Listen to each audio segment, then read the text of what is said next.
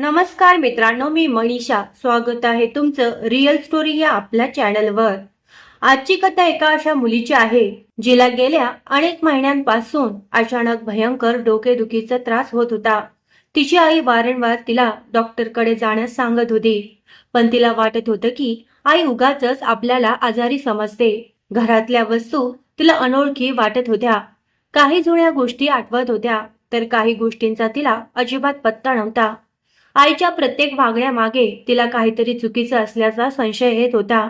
पण पुढे जेव्हा ती आईच्या आग्रहामुळे डॉक्टरांकडे जाते, तेव्हा तिच्या आयुष्याला एक वेगळंच वळण मिळतं. डॉक्टरांशीच तिचं लग्न होतं आणि लग्नानंतर घडणाऱ्या काही विचित्र घटनांमुळे तिच्या मनात पुन्हा अनेक प्रश्न निर्माण होतात. अखेर काही महिन्यांनी तिच्या समोर अशी एक सत्य गोष्ट येते, जी ऐकून तिच्या पायाखालची जमीनच सरकते. तिच्या आयुष्यात घडलेल्या एका भयंकर अपघातामुळे तिच्या आयुष्यातील काही वर्षाच्या आठवणीच पुसल्या गेल्या होत्या. पण नेमकं त्या अपघाताच्या दिवशी काय घडलं होतं? डॉक्टर भार्गव तिच्या आयुष्यात आधीपासूनच होते का? तिच्या आईने तिच्यापासून एवढं मोठं सत्य का लपवलं होतं? आणि ज्या व्यक्तीवर ती सर्वात जास्त संशय घेत होती, तीच व्यक्ती तिच्यासाठी एवढा मोठा त्याग का करत होती? हे सगळं जाणून घेण्यासाठी कथा शेवटपर्यंत नक्की ऐका. चला तर मग कथा सुरू करूया. धन्यवाद. सकाळपासूनच माझ्या डोक्यात खूप दुखत होतं. नेमकं काय झालं होतं काहीच कळत नव्हतं. मी आईला सांगितलं तेव्हा ती म्हणाली, कदाचित काल रात्री तुला नीट झोप लागली नसेल. असं कर, ही गोळी घे आणि थोडा वेळ झोपून जा. आईच्या सांगण्यावरून मी गोळी घेतली आणि झोपून गेले. पण 2-3 तासांनी माझी झोप उघडली. तेव्हा माझ्या डोक्यातलं दुखणं अजिबात कमी झालं नव्हतं. उलट ते आणखी वाढलं होतं. असं वाटत होतं जणू कोणीतरी माझ्या डोक्यावर जोरजोरात हातोडा मारत आहे. मला वाटलं होतं की झोप घेतल्यानंतर डोकं शांत होईल. पण आता तर वेदना इतक्या वाढल्या होत्या की माझ्या डोळ्यांतून अश्रू येऊ लागले. मी उठून आईला म्हणाले, आई, माझं डोकं खूप जास्त दुखतंय. माझं बोलणं ऐकून आईही घाबरली. ती माझ्याजवळ येऊन म्हणाली, बाळा, आता मी काय करू? तुला गोळीही दिली होती, तरी तुला आराम का मिळाला नाही? मला काहीच समजत नाहीये. गेल्या कित्येक दिवसांपासून तुझं असंच डोकं दुखतंय. मी तुला किती वेळा सांगितलंय आपण एका चांगल्या डॉक्टरकडे जाऊया, पण तू माझं ऐकतच नाहीस. आईने डॉक्टरचं नाव घेताच माझ्या अंगावर काटा आला, कारण मला डॉक्टरांकडे जायची खूप भीती वाटायची. मला नेहमी वाटायचं डॉक्टर न जाणो किती औषधं देतील. त्या औषधांच्या वासाचाही मला खूप त्रास व्हायचा.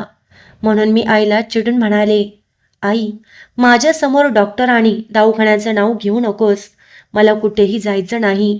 मी माझं दुखणं स्वतःच ठीक करेन. असं म्हणत मी माझी ओढणी घेतली आणि ती डोक्याभोवती घट्ट बांधली. आई माझा हात धरून माझ्याजवळ बसली. तिच्या डोळ्यात काळजी होती. ती म्हणाली, आरती, बाळा, मी तुझं काय करू? तू मला खूप काळजीत टाकलं आहेस. एकतर माझं ऐक आणि माझ्यासोबत दवाखान्यात चल, नाहीतर ह्यापुढे तुझं डोकं दुखतंय असं मला सांगू नकोस. मी तुला चांगल्या डॉक्टरकडे घेऊन जाईन. ते नीट तपासतील, औषधं देतील, मग तू बरी होशील. आईचं हे बोलणं ऐकून मला राग आला. मी म्हणाले, तू काय म्हणतेस? मी बरी होईन म्हणजे काय? मला काही मोठा आजार झालेला नाही, फक्त डोकं दुखतंय एवढंच ना. पण तू प्रत्येक छोट्या गोष्टीचा एवढा मोठा विषय करतेस, जणू मी काही मोठी आजारी व्यक्ती आहे. आई काहीतरी बोलणार होती, पण मी तिला मध्येच थांबवलं. माझं वय आता 33 वर्षाचं झालं होतं. तरीही मी आईसोबतच तिच्या घरी राहत होते. कधी कधी मनात विचार यायचा की मी आयुष्यभर अशीच आईच्या घरात राहणार का? पण त्या क्षणी डोक्यातल्या वेदनांमुळे मला काहीच सुचत नव्हतं. मी जेव्हा जेव्हा आईला माझ्या डोक्याबद्दल सांगायचे, तेव्हा ती मला डॉक्टरकडे जाण्याचा सल्ला द्यायची. त्यामुळे मला तिचा राग यायचा. त्या दिवशीही तसंच झालं. खरं तर माझं डोकं इतकं दुखत होतं की मला काही सहन होत नव्हतं. म्हणून मी आईला म्हणाले, आई, तू प्लीज इथून जा. मला आता तुझ्याशी काहीही बोलायचं नाही. माझं बोलणं ऐकून आई काहीही न बोलता खोलीच्या बाहेर निघून गेली. पण माझ्या डोक्यातली वेदना काही कमी होत नव्हती. इतकं दुखत होतं की डोळे मिटणंही कठीण झालं होतं. म्हणून मी शांत बसून खोलीतल्या वस्तूकडे पाहत राहिले. त्यातून माझं लक्ष दुसरीकडे जाईल असं मला वाटत होतं. पण त्या दिवशी मला माझ्या खोलीतली प्रत्येक वस्तू वेगळीच वाटत होती. सगळं नेहमीसारखंच होतं. तरीही मला असं वाटत होतं जणू मी पहिल्यांदाच या खोलीत आले आहे. खोलीचा पूर्ण चेहराच बदलल्यासारखा वाटत होता. या विचारांनी माझं डोकं आणखी दुखायला लागलं. शेवटी माझा संयम सुटला आणि मी मोठमोठ्याने ओरडू लागले. माझा आवाज ऐकून आई धावत खोलीत आली. ती म्हणाली, आरती, बस कर बाळा. माझं ऐक, मी तुला किती दिवसांपासून सांगते, तुला नक्की काहीतरी त्रास आहे. कारण उगाच कोणाचं डोकं एवढं भयंकर दुखत नाही. माझ्यासोबत दवाखान्यात चल. तिचं हे बोलणं ऐकून माझा राग आणखी वाढला. मी पलंगाजवळ ठेवलेला दिवा उचलला आणि रागाच्या भरात जमिनीवर आपटून फोडून टाकला. मी ओरडले, आई, तुला काय हवंय? तू मला वेडी ठरवायचा प्रयत्न करतेस का? मला काहीही झालेलं नाही. मी अगदी ठीक आहे. डोकं दुखणं ही काही मोठी गोष्ट नाही. तुझंही कधी डोकं दुखतं, इतरांचंही दुखतं. मग माझ्याच बाबतीत एवढं का बोलतेस? काही वेळापूर्वी माझ्या डोळ्यात वेदनेमुळे अश्रू होते. आता मात्र आईच्या बोलण्यामुळे मी रडत होते. तिच्या वागण्यामुळे कधी कधी मला वाटायचं, ही खरंच माझी आई आहे का?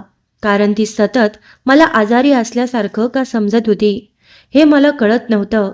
पण ही गोष्ट आजची नव्हती. गेल्या 10-12 महिन्यांपासून माझ्यासोबत काहीतरी विचित्र घडत होतं. कधी माझं डोकं खूप दुखायचं, इतकं की जणू कोणीतरी डोक्यावर हातोडा मारत आहे असं वाटायचं. आणि कधी अचानक सगळं अगदी सामान्य व्हायचं. पण जेव्हा मला बरं वाटायचं तेव्हा घरातली प्रत्येक वस्तू मला अनोळखी वाटायची. असं वाटायचं जणू मी या घरात पहिल्यांदाच आले आहे. ही गोष्ट मात्र मी आईपासून लपवली होती. पण डोकेदुखीची गोष्ट मी लपवू शकत नव्हते. कारण दुखायला लागलं की मी लहान मुलासारखी मोठमोठ्याने ओरडायचे. त्या दिवशीही काही वेळाने मी आईला मोठ्याने हाक मारली. ती पुन्हा खोलीत आली. मी तिला विचारलं, आई, मी दुसऱ्याच खोलीत आहे का? ही माझी खोली वाटतच नाहीये. इथे तर मी एका छोट्या मुलाचा फोटो लावला होता. तो फोटो कुठे गेला? मी समोरच्या भिंतीकडे बोट दाखवलं तेव्हा आईच्या डोळ्यात अचानक पाणी आलं. ती म्हणाली, कुठला फोटो ग? इथे तर कधीच कुठला फोटो नव्हता. कदाचित तुला स्वप्न पडलं असेल. तिचं बोलणं ऐकून मला आणखी संशय आला. कारण ती म्हणत काहीतरी वेगळंच होती आणि तिच्या डोळ्यातलं पाणी काहीतरी दुसरंच सांगत होतं. मला वाटलं आई माझ्यापासून काहीतरी लपवते. मी म्हणाले, आई, माझ्याशी खोटं बोलू नकोस. तू माझ्या अडचणी आणखी का वाढवतेस? मी लावलेला त्या मुलाचा फोटो कुठं आहे? प्लीज तो फोटो पुन्हा इथे लाव. तो फोटो मी माझ्या आवडीने लावला होता. असं म्हणत मी भिंतीजवळ गेले. आई मात्र गप्प झाली. काही क्षणांनी ती म्हणाली, ठीक आहे बाळा, या गोष्टी सोड.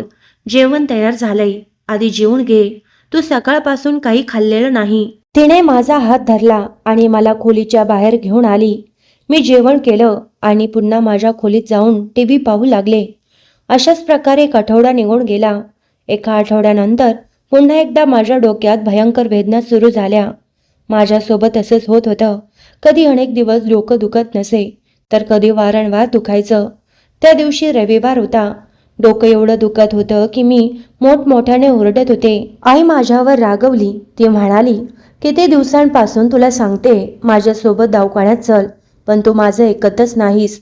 शेवटी तू माझं ऐकणार आहेस की अशीच ओरडत राहणार आहेस? आईच्या ह्या बोलण्याने मला खूप वाईट वाटलं. मला असं वाटलं की आई माझ्यावर प्रेमच करत नाही.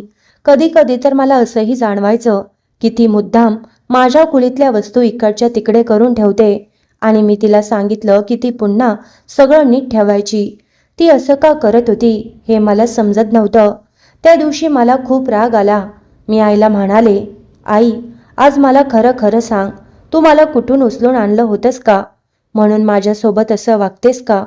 माझ्या प्रश्नाचं आईने काहीच उत्तर दिलं नाही. तेवढ्यात माझी नजर कपाटाजवळ ठेवलेल्या घड्याळाकडे गेली. मी विचारलं, माझं घड्याळ कुठं आहे? आईने लगेच नजर चुकवली. ती म्हणाली, ते माझ्या हातून तुटलं म्हणून मी फेकून दिलं. तू काळजी करू नकोस, मी तुला नवीन घड्याळ आणून देईन. आता तू आराम कर आणि ही गोळी घे. तिने मला एक गोळी दिली. मी ती घेतली. थोड्या वेळाने माझं डोकं शांत होऊ लागलं. पण ती गोळी नेमकी कोणती होती हे मला माहीत नव्हतं. कदाचित आई मेडिकलमधून घेऊन आली असावी. गोळी घेताना मी पुन्हा आईला म्हणाले, माझं घड्याळ तोडून तू चांगलं केलं नाहीस. ते माझं आवडतं घड्याळ होतं. मी ते कॉलेजच्या सहलीवरून आणलं होतं. बोलता बोलता माझं डोकं दुखणं पूर्णपणे थांबलं. त्यामुळे मला आश्चर्य वाटलं. आईने मला अशी कोणती गोळी दिली होती की माझं एवढं भयंकर डोकं दुखणं लगेच थांबलं. मी आईला म्हणाले, आई, मला त्या औषधाची बाटली दे ना. पुढच्या वेळी डोकं दुखलं की मी तीच गोळी घेईन. मला लगेच बरं वाटतंय. अगदी जादूसारखं औषध आहे हे. माझं बोलणं ऐकून आई म्हणाली, नाही बाळा, मेडिकलवाल्याने सांगितलंय की ही गोळी फक्त एकदाच देता येते. पुन्हा हवी असेल तर डॉक्टरांचं पत्र लागेल. तुला हे औषध पुढेही घ्यायचं असेल तर डॉक्टरकडे जावं लागेल आणि त्यासाठी तुला माझ्यासोबत दवाखान्यात यावंच लागेल. पुन्हा एकदा आईने दवाखान्याचं नाव घेतलं आणि मला चिडचिड होऊ लागली. मी म्हणाले, आई, तुला माहीत आहे ना, मला दवाखाना अजिबात आवडत नाही. मग तू मला सारखं तिथे जाण्यासाठी का सांगतेस? आपण मेडिकलमधूनच औषध घेऊ. तो आपल्याला नक्की देईल. नाही दिलं तर आपण जास्त पैसे देऊ. मग तो देईन ना. माझं बोलणं ऐकून आई हलकसं हसली, पण तिने काहीच उत्तर दिलं नाही. 3 दिवसांनी मी अंगणात बसून माझं काही काम करत होते. अचानक पुन्हा माझ्या डोक्यात भयंकर वेदना सुरू झाल्या. यावेळी तर इतकं दुखत होतं की मी जोरजोरात ओरडू लागले. माझा आवाज घराबाहेरपर्यंत जात होता. त्यामुळे शेजारचे लोकही जमा झाले. सगळे विचारू लागले, आरतीला काय झालं? आईने त्यांना माझ्या डोकेदुखीबद्दल सांगितलं. तेव्हा सगळे म्हणाले, मग तिला दवाखान्यात घेऊन जा. पण दवाखान्याचं नाव ऐकताच मी घाबरले. मी म्हणाले, नाही, मला कुठेही जायचं नाही. शेजारच्या सीमा काकू माझ्या जवळ येऊन म्हणाल्या, तू वेडी झाली आहेस का? एवढं डोकं दुखत असूनही डॉक्टरकडे जायचं नाही म्हणतेस. त्यांच्या बोलण्यावरही मी त्यांच्यावरच ओरडले. त्यामुळे त्यांना खूप वाईट वाटलं. त्या म्हणाल्या, एकतर आम्ही तुला मदत करायला आलोय आणि वरून तू आमच्यावरच ओरडतेस. पण त्यावेळी मला कुणाचीही पर्वा नव्हती. आईने कसंबसं सगळ्यांना समजावून बाहेर पाठवलं. काही वेळाने माझं डोकं दुखणं कमी झालं आणि मी सुटकेचा श्वास घेतला. संध्याकाळी आई स्वयंपाकघरात जेवण बनवत होती. पूर्ण दिवस तिने माझ्याशी एकही शब्द बोलला नव्हता. त्यामुळे ती माझ्यावर नाराज असल्याचं मला समजत होतं. मी घाबरत घाबरत स्वयंपाकघरात गेले. तिच्याशी बोलण्याचा प्रयत्न केला, पण ती माझ्याशी बोलतच नव्हती. मी तिला समजावण्याचा प्रयत्न केला, तेव्हा ती माझ्यावर रागावली. ती म्हणाली, तू आमचं ऐकत का नाहीस? आज सगळ्या शेजाऱ्यांसमोर तू कशी वागलीस? तुला माहीत आहे का माझी किती लाज झाली? तुला ह्याची जाणीव तरी आहे का? तिच्या डोळ्यात अश्रू होते. अचानक तिने माझ्यासमोर हात जोडले आणि म्हणाली, आरती, प्लीज माझं ऐक. आम्ही सांगतोय ते का मानत नाहीस? आईने माझ्यासमोर हात जोडलेले पाहून मला खूप लाज वाटली. मी लगेच तिचे हात खाली केले. तेव्हा मला दिसलं की तिच्या डोळ्यातून अश्रू वाहत होते. ती रडत म्हणाली, बस कर आता आरती, माझा संयम संपलाय. तू माझी अशी परीक्षा का घेतेस? उद्या माझ्यासोबत दवाखान्यात चल. मी तुला एका चांगल्या डॉक्टरकडे घेऊन जाईन. तुझं डोकं एवढं का दुखतं ते तरी समजेल. बाळा, कदाचित तुला काही मोठा आजार नसेल, पण एखादा त्रास औषधांनी बरा होणार असेल तर तो असा का वाढवत राहायचा? आईला माझ्या समोर रडताना पाहून माझं मनही भरून आलं. मला तिचं रडणं अजिबात सहन होत नव्हतं. शेवटी ती माझी आई होती. तिनेच मला लहानाचं मोठं केलं होतं, माझ्या बाबांशिवाय. बाबा माझ्या लहानपणीच आम्हाला सोडून कायमचे निघून गेले होते. पण आईने मला कधीही बाबांची कमतरता जाणवू दिली नव्हती. मी तिच्या डोळ्यातले अश्रू पुसले आणि म्हणाले, ठीक आहे आई, तू रडू नकोस. मी उद्या तुझ्यासोबत दवाखान्यात येईन. माझं बोलणं ऐकून आईच्या चेहऱ्यावर हसू आलं. ती म्हणाली, पक्का शब्द दे. असं नको व्हायला की आज मला शांत करण्यासाठी तू हो म्हणतेस आणि उद्या पुन्हा नकार देशील. मी तुला उद्या नक्की घेऊन जाणार. आपण सकाळी लवकर निघू. नंतर दवाखान्यात खूप गर्दी होते. मी काहीच बोलले नाही. शांतपणे माझ्या खोलीत आले. मला कळत होतं की आता आईला जास्त दिवस टाळता येणार नाही आणि मनाच्या कुठल्या तरी कोपऱ्यात मला हे वाटत होतं की एकदा डॉक्टरांना दाखवून घ्यायला हवं. शेवटी किती दिवस हा त्रास सहन करणार होते? हे सगळं विचार करत असतानाच मला कधी झोप लागली ते मलाच कळलं नाही. दुसऱ्या दिवशी सकाळी लवकरच माझी झोप उघडली. आईने सांगितलं, लवकर काम आटप. आपण शहरातल्या मोठ्या दवाखान्यात जाऊ. तिथे चांगल्या डॉक्टरांकडून तपासून घेऊ. मी शांतपणे होकार दिला. मला आईला आणखी त्रास द्यायचा नव्हता. मला ही माझ्या मनातली ही गोंधळाची अवस्था संपवायची होती. आम्ही दोघींनी मिळून घरातलं काम लवकर आटपलं. दुपारी 12 वाजण्याच्या सुमारास आम्ही घराबाहेर पडलो. रिक्षाने शहरातल्या मोठ्या दवाखान्यात पोहोचलो. आमच्या घरापासून तो दवाखाना जवळजवळ तासभर दूर होता. रिक्षात बसून बसून मला खूप थकवा आला होता. दवाखान्यात पोहोचल्यानंतर मी बाहेरच्या बाकावर जाऊन बसले. आम्ही नंबर लावला होता, पण अजून माझी पाळी आली नव्हती. एका मागोमाग एक रुग्ण आत जात होते. डॉक्टर सगळ्यांना नंबरप्रमाणे तपासत होते. शेवटी आमचा नंबर आला. आम्ही आत गेलो. डॉक्टरांना पाहताच मला थोडं विचित्र वाटलं. ते माझ्याकडे एकटक पाहत होते. त्यांच्या चेहऱ्यावरचा भाव पाहून मला असं वाटलं जणू ते मला आधीपासून ओळखत होते. त्यांनी हसून आईला विचारलं, तिला नेमका काय त्रास होतो. आईने त्यांना माझ्या डोकेदुखीबद्दल सगळी माहिती सांगितली. कधी कधी माझं एवढं डोकं दुखतं की माझं भानच राहत नाही, हेही तिने सांगितलं. डॉक्टरांनी काही औषधं लिहून दिली. ते माझ्याशी खूप आपुलकीने बोलत होते. त्यांच्या बोलण्यात एक वेगळीच काळजी जाणवत होती. सुरुवातीला मला ते थोडे विचित्र वाटले होते, पण त्यांच्या नजरेत मला काही चुकीचं जाणवलं नाही. त्यामुळे कदाचित मीच त्यांना चुकीचं समजते असं मला वाटलं. त्यांनी मला माझी काळजी कशी घ्यायची याबद्दलही बरंच सांगितलं. ते म्हणाले, कधी कधी खूप ताण घेतल्यामुळेही असं होऊ शकतं. बाकी तुम्हाला कोणताही मोठा आजार दिसत नाही. ही औषधं घ्या, तुम्हाला नक्की आराम मिळेल. आम्ही औषधं घेऊन घरी परतलो. डॉक्टरांनी 4 दिवसांनी पुन्हा तपासणीसाठी बोलावलं. त्यांनी सांगितलं की गरज वाटली तर औषधं बदलू. मी 4 दिवस नियमित औषधं घेतली. त्या 4 दिवसात माझं डोकं अजिबात दुखलं नाही. त्यामुळे मला वाटलं की डॉक्टरांनी सांगितलेला उपचार पूर्ण करायला हवा. डॉक्टरांनी हा उपचार 3 महिन्याचा असल्याचं सांगितलं होतं. त्यानंतर माझं डोकं पुन्हा दुखणार नाही असं त्यांनी सांगितलं होतं. कदाचित मला अधूनमधून होणारा मायग्रेनचा त्रास असावा, कारण डोकं दुखायला लागलं की मला काहीच भान राहत नव्हतं. 4थ्या दिवशी आम्ही पुन्हा डॉक्टरकडे गेलो. त्यांनी माझी तपासणी केली आणि काही औषधं बदलली. ते म्हणाले, तुम्ही चांगल्या प्रकारे बऱ्या होत आहात. औषधं नियमित घेतली आणि उपचार पूर्ण केला तर हा त्रास पूर्णपणे कमी होईल. डॉक्टर मला एका चांगल्या घरातील आणि समजूतदार व्यक्तीसारखे वाटत होते. दिवस जात होते. दर आठवड्याला मी आईसोबत त्यांच्याकडे तपासणीसाठी जायचे. अशा प्रकारे 2 महिने निघून गेले. 2 महिन्यांनी एका दिवशी तपासणीसाठी गेले असताना डॉक्टरांनी अचानक आईशी माझ्या लग्नाबद्दल बोलणं केलं. हे ऐकताच मला खूप लाज वाटली. मी लगेच बाहेर आले. गेल्या 2 महिन्यात मला डॉक्टरांबद्दल चांगली भावना निर्माण झाली होती. ते मनाने चांगले आहेत असंच मला वाटत होतं. काही वेळाने आईही बाहेर आली. तिच्या चेहऱ्यावर हसू होतं. आम्ही घरी परतल्यावर आईने मला विचारलं, तुला काय वाटतं? मी थोडा वेळ शांत राहिले. मग म्हणाले, आई, तुझी इच्छा माझ्यासाठी महत्त्वाची आहे. तू माझ्यासाठी जो निर्णय घेशील तो मला मान्य आहे. माझं उत्तर ऐकून आईने त्याच रात्री डॉक्टर अमित यांना फोन केला.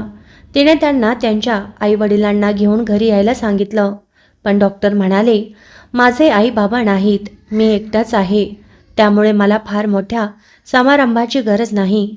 आपण साध्या पद्धतीने लग्न करूया. आईने मला ही गोष्ट सांगितली तेव्हा मनात थोडी खंत झाली, कारण माझ्या लग्नाबद्दल मी कितीतरी स्वप्न पाहिली होती.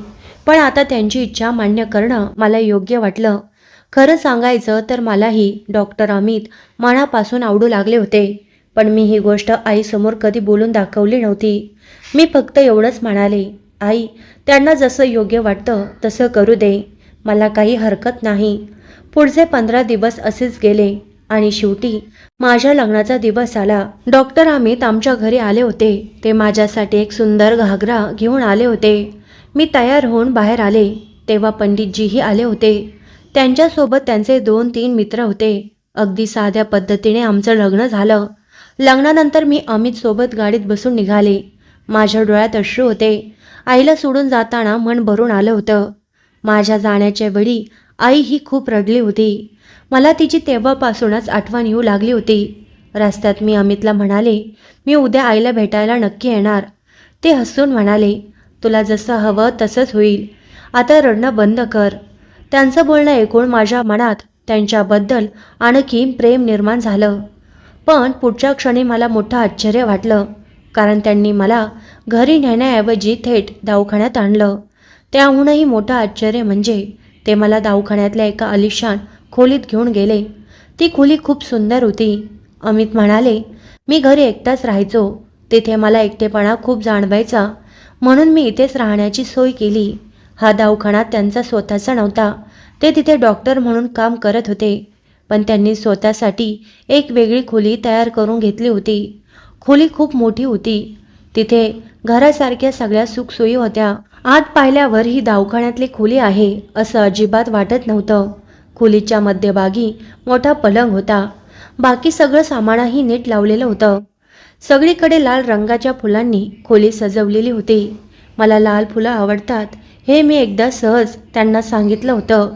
त्यामुळे त्यांनी माझ्या आवडीप्रमाणे खोली सजवली होती. मी पलंगावर जाऊन बसले. अमित म्हणाले, तू इथे आराम कर, मी थोड्या वेळात जेवण घेऊन येतो. असं सांगून ते बाहेर गेले. गेल्या काही महिन्यांपासून आम्ही एकमेकांना ओळखत होतो. मोबाईलवरही आमचं बोलणं व्हायचं. त्यामुळे आम्ही एकमेकांसाठी अनोळखी नव्हतो. त्यांच्याशी बोलताना मला नेहमी वाटायचं की ते माझ्या मनाच्या खूप जवळचे आहेत. कधीकधी तर असं वाटायचं जणू मी त्यांना कित्येक वर्षापासून ओळखते.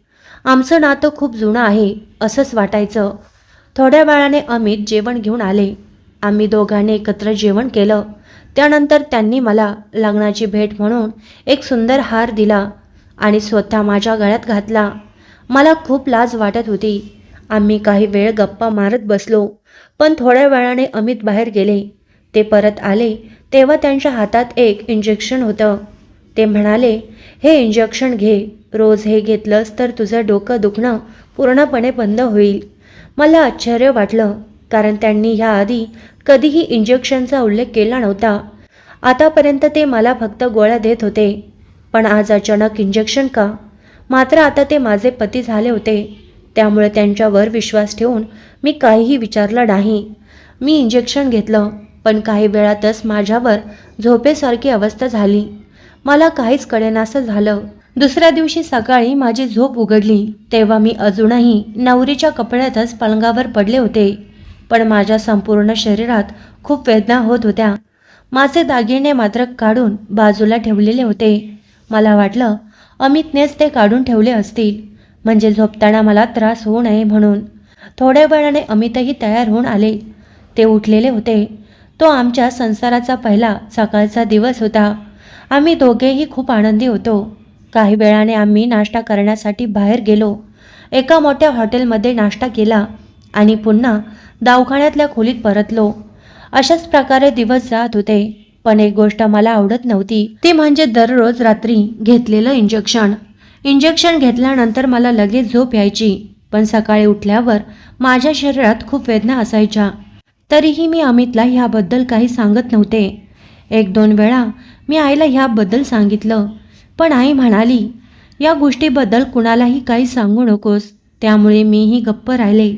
आमच्या लग्नाला आता 2 महिने झाले होते आणि एका दिवशी मी अमितला एक आनंदाची बातमी दिली.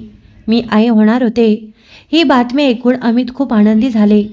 दवाखान्यातले बाकीचे डॉक्टरही आम्हाला शुभेच्छा देण्यासाठी आले. त्या दिवशी आम्ही सगळ्यांना मिठाई वाटली. माझ्या मनात खूप आनंद होता. मला वाटत होतं की आता माझं आयुष्य पुन्हा व्यवस्थित मार्गावर आलं आहे. माझं डोकंही आता दुखत नव्हतं. मला स्वतःमध्ये हळूहळू चांगला बदल जाणवत होता. 4था महिना सुरू झाला तेव्हा अमित खूप खुश होते. ते म्हणायचे, आपल्याला मुलगा झाला तर त्याचं नाव आरव ठेवू आणि मुलगी झाली तर तिचं नाव सारा ठेवू. आमच्यात मुलांच्या नावावरून नेहमी गंमत म्हणून चर्चा व्हायची, कारण माझ्या मनातही काही नावं होती, पण पुढे काय होणार आहे याची आम्हाला कल्पनाच नव्हती. एक दिवस मी शांतपणे बसून फळं खात होते. तेवढ्यात अमितचा फोन आला. ते म्हणाले, तू लगेच दवाखान्यात ये, मला तुझ्याशी खूप महत्त्वाचं बोलायचं आहे. मी लगेच दवाखान्याकडे निघाले. आमची खोली दवाखान्याच्या मुख्य भागापासून साधारण 10 मिनिटाच्या अंतरावर होती. ती खोली एका कोपऱ्यात होती. अमितने मला ज्या खोलीत बोलावलं होतं तिथे पोचल्यावर मला धक्काच बसला, कारण अमित तिथे एकटे नव्हते. त्यांच्यासोबत आणखी 5 डॉक्टर होते. ते सगळे अमितचे सहकारी होते. ते खुर्च्यांवर बसले होते. मला पाहताच सगळे उठून उभे राहिले. मी हळूहळू अमित जवळ गेले, पण माझ्या मनात एक विचित्र भीती निर्माण झाली. एवढे सगळे डॉक्टर इथे का जमले होते? माझ्यासाठीच ते सगळे थांबले होते का? मी घाबरून आजूबाजूला पाहिलं. सगळ्यांच्या नजरा माझ्यावर होत्या. माझ्या मनात धडधड सुरू झाली. मी हळू आवाजात विचारलं, हे सगळे इथे का आहेत? काय झालंय? अमितने माझा हात धरला आणि प्रेमाने म्हणाले, घाबरू नकोस, आम्ही फक्त तुझ्यावर उपचार करायचा प्रयत्न करतोय. त्यांच्या बोलण्याने माझ्या मनातली भीती आणखी वाढली. तेवढ्यात एक डॉक्टर माझ्याजवळ आले आणि म्हणाले, तुम्ही घाबरू नका, काही तपासण्या करायच्या आहेत. त्यानंतर एक छोटी प्रक्रिया करावी लागेल. त्यामुळे तुमची तब्येत आणखी सुधारेल. मला काही समजत नव्हतं. गेल्या कित्येक महिन्यांपासून अमित मला औषधं आणि इंजेक्शन देत होते, पण त्या क्षणी मला पहिल्यांदाच जाणवलं की माझ्यापासून काहीतरी मोठी गोष्ट लपवली जात आहे. मी रडत अमितकडे पाहिलं. माझ्या डोळ्यात एकच प्रश्न होता, हे सगळं काय चाललंय? खोलीत अचानक शांतता पसरली. अमितने खोल श्वास घेतला. मग त्यांनी मला एक अशी गोष्ट सांगितली जे ऐकून माझ्या पायाखालची जमीनच सरकली. काही क्षण मला त्यांच्या बोलण्यावर विश्वासच बसत नव्हता. अमित म्हणाले, काही महिन्यांपूर्वी तुझा एक मोठा अपघात झाला होता. त्या अपघातानंतर तुझी स्मरणशक्ती गेली होती. मी त्यांच्याकडे अविश्वासाने पाहत राहिले. ते पुढे म्हणाले, खरं तर आजपासून 3 वर्षापूर्वीच आपलं लग्न झालं होतं, पण त्या अपघातानंतर तुला सगळं विसरायला झालं. तुला मी, आपलं लग्न, आपलं घर काहीच आठवत नव्हतं, म्हणून तू आईकडे जाऊन राहिलीस. डॉक्टरांनी सांगितलं होतं की त्यावेळी माझी अवस्था खूप नाजूक होती. मला माझ्या जुन्या आयुष्याची आठवण करून दिली तर माझ्या मेंदूवर आणखी ताण येऊ शकतो, म्हणून मला काहीही आठवण करून न देता नव्याने आयुष्य जगू द्यावं, असा सल्ला डॉक्टरांनी दिला होता. त्यामुळे आई मला जबरदस्तीने डॉक्टरांकडे घेऊन येत होती. तिचा एकच उद्देश होता, माझी हरवलेली आठवण हळूहळू परत यावी आणि माझं आयुष्य पुन्हा पूर्वीसारखं व्हावं. पण हे सगळं ऐकून माझं डोकं सुन्न झालं होतं. मला काहीच विश्वास वाटत नव्हता, पण मी शांतपणे विचार करायला लागले आणि अचानक मला माझ्या आयुष्यातल्या अनेक गोष्टी आठवू लागल्या. मला घरातली प्रत्येक वस्तू वेगळी का वाटायची? माझ्या खोलीत मी एका छोट्या मुलाचा फोटो का लावला होता? मला सतत त्या फोटोची आठवण का यायची? आणि मला जुनं घड्याळ कुठे गेलं असा प्रश्न का पडायचा?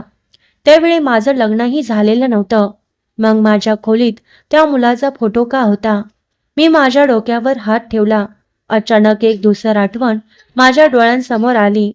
मी आणि अमित एका गाडीतून कुठेतरी जात होतो आणि अचानक समोरून एक मोठा ट्रक आला. आमच्या गाडीची ट्रकला जोरदार धडक झाली. त्यानंतर मात्र मला काहीच आठवत नव्हतं. त्या आठवणीने माझं डोकं पुन्हा भयंकर दुखायला लागलं. मी डोकं धरून बसले. डॉक्टर मला शांत करत होते. ते म्हणाले, फक्त एक छोटी शस्त्रक्रिया करावी लागेल, त्यानंतर तुमची अवस्था सुधारेल. पण मला खूप भीती वाटत होती. मी त्यांना परवानगी देत नव्हते. तरीही त्यांनी मला शांत करण्यासाठी औषधं देऊन बेशुद्ध केलं. जेव्हा मला पुन्हा शुद्ध आली तेव्हा मला कळलं की 2 दिवस उलटून गेले होते. मी डोळे उघडले तेव्हा माझ्यासमोर अमित उभे होते. त्यांना पाहताच माझ्या डोळ्यातून अश्रू वाहू लागले, कारण आता माझ्या मनातल्या आठवणींचे दरवाजे हळूहळू उघडत होते. अमित सोबत घालवलेले दिवस मला आठवत होते. आमचं लग्न आठवत होतं, आमचं घर आठवत होतं आणि त्या क्षणी मला माझ्या पतीचा खूप अभिमान वाटला. माझ्यासाठी त्यांनी किती काही सहन केलं होतं याची जाणीव मला झाली. अमितने मला सांगितलं, तुझी स्मरणशक्ती गेल्यानंतर मी तुला माझ्यासोबत घरी घेऊन जाण्यासाठी खूप प्रयत्न केले. मी तुला कितीतरी वेळा समजावलं, पण तू मला ओळखतच नव्हतीस. तुला मी तुझा नवरा आहे हे मान्यच नव्हतं. शेवटी माझ्याकडे दुसरा पर्याय नव्हता, म्हणून मला तुला तुझ्या आईकडे सोडावं लागलं.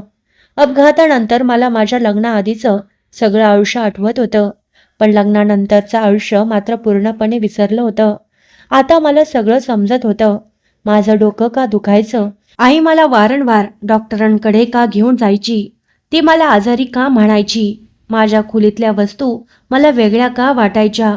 या सगळ्या प्रश्नांची उत्तरं माझ्यासमोर होती. मला वाटायचं आई मला आजारी ठरवण्याचा प्रयत्न करते, पण खरं तर ती माझ्यासाठी सगळं करत होती. माझं आयुष्य पुन्हा पूर्वीसारखं व्हावं माझ्या पतीसोबत माझं नातं पुन्हा जुळावं, ज्यासाठी ती एवढं सगळं सहन करत होती. मला स्वतःचीच लाज वाटली. मी माझ्या साईवर संशय घेतला होता, जिचं मन माझ्यासाठीच धडपडत होतं. काही वेळाने आईही तिथे आली. तिच्या डोळ्यातही अश्रू होते, पण ह्यावेळी ते दुःखाचे नव्हते, ते आनंदाचे अश्रू होते. तिने माझा हात हातात घेतला आणि म्हणाली, आरती, तू खूप नशीबवान आहेस. तुला अमितसारखा नवरा मिळाला. मी तिच्याकडे पाहून हसले आणि म्हणाले, हो आई, मला फक्त चांगला नवरा नाही, तर तुझ्यासारखी आईही मिळाली आहे. एवढ्या कठीण काळात तू मला एकटं सोडलं नाहीस. अमित माझ्याकडे पाहत म्हणाले, मी तुला दुसऱ्यांदा लग्न झाल्यानंतर लगेच घरी घेऊन गेलो नाही, कारण तुझ्या डोक्यावर जास्त ताण यावा असं मला वाटत नव्हतं. आईने मला सांगितलं होतं की तुला जुन्या घड्याळाबद्दल आठवतं. तू कॉलेजमधून आणलेल्या घड्याळाबद्दल विचारायचीस. तुला त्या छोट्या मुलाच्या फोटोबद्दलही वारंवार प्रश्न पडायचा. म्हणून आम्ही तुला हळूहळू सगळं आठवू द्यायचं ठरवलं. काही दिवसांनी अमित मला आमच्या घरी घेऊन गेले. मी घराच्या आत पाऊल ठेवलं आणि अचानक तिथेच थांबले. समोर भिंतीवर आमच्या लग्नाचा फोटो लावलेला होता. तो फोटो पाहताच माझ्या मनात एक वेगळी शांतता निर्माण झाली. त्याच्या शेजारी एका छोट्या मुलाचा फोटोही होता. तो फोटो पाहताच माझ्या मनातल्या आठवणी पुन्हा जाग्या होऊ लागल्या. मला सगळं थोडं थोडं आठवू लागलं. मी आईला नेहमी ज्या मुलाच्या फोटोबद्दल विचारायचे, तो हाच होता. आता घरातली प्रत्येक वस्तू मला ओळखीची वाटत होती. खरं तर तो फोटो मीच लावला होता. मला आई व्हायचं होतं. माझं स्वतःचं एक बाळ असावं अशी माझी खूप इच्छा होती. पण त्याच काळात तो भयंकर अपघात झाला आणि माझं ते स्वप्न अधुरं राहिलं. मात्र आज देवाच्या कृपेने माझं ते स्वप्न पुन्हा पूर्ण होणार होतं. माझ्या पोटात आमचं बाळ वाढत होतं. हे सगळं पाहताना माझ्या डोळ्यात आनंद अश्रू आले. मी अमितला घट्ट मिठी मारली. त्या क्षणी मला जाणवलं की प्रेम म्हणजे फक्त गोड शब्द बोलणं नाही. प्रेम म्हणजे कठीण काळातही एकमेकांचा हात सोडू न देणं. काही नाती अशी असतात जी आपल्या मनात नाही तर थेट आपल्या आत्म्यात जाऊन बसतात. त्या दिवसानंतर मी माझं नवीन आयुष्य मनापासून स्वीकारलं. माझ्या येणाऱ्या बाळासाठी सुंदर भविष्याची स्वप्न पाहू लागले. या कथेतून आपल्याला एक गोष्ट नक्की शिकायला मिळते. पूर्ण सत्य समजून घेतल्याशिवाय आपल्या जवळच्या माणसांवर संशय घेऊ नये. कधी कधी त्यांच्या काही गोष्टी आपल्याला चुकीच्या वाटतात. त्यांचे निर्णय आपल्याला समजत नाहीत, पण त्या निर्णयामागे आपल्यासाठीच चांगलं काहीतरी लपलेलं असू शकतं. खरं प्रेम तेच असतं जे संकटाच्या काळातही आपली साथ सोडत नाही. म्हणून नात्यामध्ये विश्वास ठेवा, संयम ठेवा आणि एकमेकांवर प्रेम करत राहा. तर मित्रांनो, तुम्ही आमची ही कथा कोणत्या शहरातून ऐकत आहात ते कमेंटमध्ये नक्की सांगा. तुम्हाला ही कथा आवडली असेल तर व्हिडिओला लाईक करा. तुमच्या मित्रमैत्रिणींना आणि नातेवाईकांना ही कथा शेअर करा आणि आपल्या रिअल स्टोरी चॅनलला सबस्क्राईब करायला विसरू नका. माझी मेहनत तुम्हाला आवडत असेल तर तुमचं प्रेम आणि पाठिंबा नक्की द्या. अशा सुंदर आणि भावनिक कथा मी तुमच्यासाठी घेऊन येत राहीन. ही कथा पूर्णपणे काल्पनिक आहे. यातील सर्व पात्र, घटना आणि परिस्थिती केवळ मनोरंजनासाठी तयार करण्यात आल्या आहेत. याचा कोणत्याही व्यक्तीशी, ठिकाणांशी किंवा खऱ्या घटनेशी संबंध नाही. तसा संबंध आढळल्यास तो केवळ योगायोग समजावा. कथेमध्ये आलेली वैद्यकीय माहिती ही काल्पनिक आहे.